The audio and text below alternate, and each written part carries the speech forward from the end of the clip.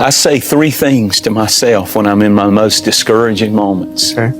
Number 1, I remind myself Jesus is with me. Okay. And He has all power. He's with me right now on this set. He's with me this very moment in your house, in that room, in your apartment. Jesus is with me. Sometimes I'll look in the mirror when I'm feeling the weight of a sermon I'm about to preach or some pressure situation, and I'll remind, I have to preach to a lot of people, but I've learned to preach to myself. There you go. And what I say is 3 things. Number 1, I say, Jesus is with me and He has all power. Number 2, in Deuteronomy 33, when Moses was giving his final, it was a beautiful moment, his final farewell sermon to the children of Israel. They're about to cross over, and he's not going to get to go with them. He's going to stay at Mount Nebo. And he gives this beautiful sermon. And he says, our God is a God of the mountains. And he starts naming the mountains and the peaks where God did this, and where Abraham on a mountain offered, and how offered Isaac, and how the 10 Commandments were given on a mountain. He starts naming all the blessings. He says he rides the high places. He's bragging, the God of the mountains. And then it's almost like in the middle, if you read it, right in the middle, it's like he does a shift, and he says, I've got to remind people, because I don't want them to think that if they are walking with God, it'll always be a mountaintop. Then he throws this verse in there.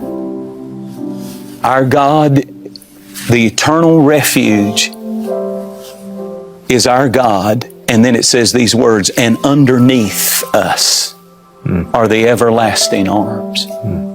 Underneath is a word, taka, in Hebrew, which means at the bottom. So here's the thing I preach when I look in the mirror. I preach, number 1, Jesus is with you, Jensen.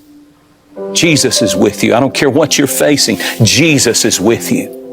And number 2, God is at the bottom. Underneath me, I don't care how far I go down. If I look around down there somewhere at rock bottom, you may have hit as low, you may have gone as deep into despair and depression as you can go. But once you hit, the Bible said, underneath, as low as you can go, underneath my family, underneath my marriage, underneath my children, underneath my ministry, underneath my future, when it seems like it's at the lowest point, underneath it all are the everlasting arms of God. Thank you, Lord. So I preach to myself, Jensen, Jesus is with you. Jensen, God is at the bottom. Somebody needs to hear that. Yeah. God is at the bottom. He's not just Lord of the mountains. He's not just God of the mountains. He's Lord of the valley.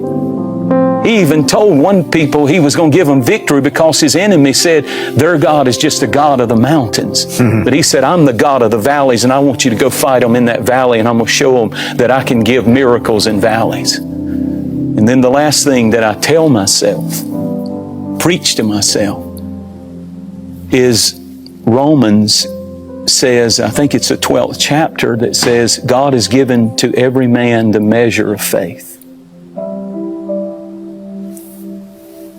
The measure. In other words, anything you face in life, God has given you enough faith to overcome that situation. And so I say to myself, I preach to myself, Jesus is with me, God is at the bottom, and here's a big one, I have faith for this. I have faith for this. He gave me the measure of faith. You got a bad doctor's report, cancer, whatever, I have faith for this. Talk to it. Talk to it.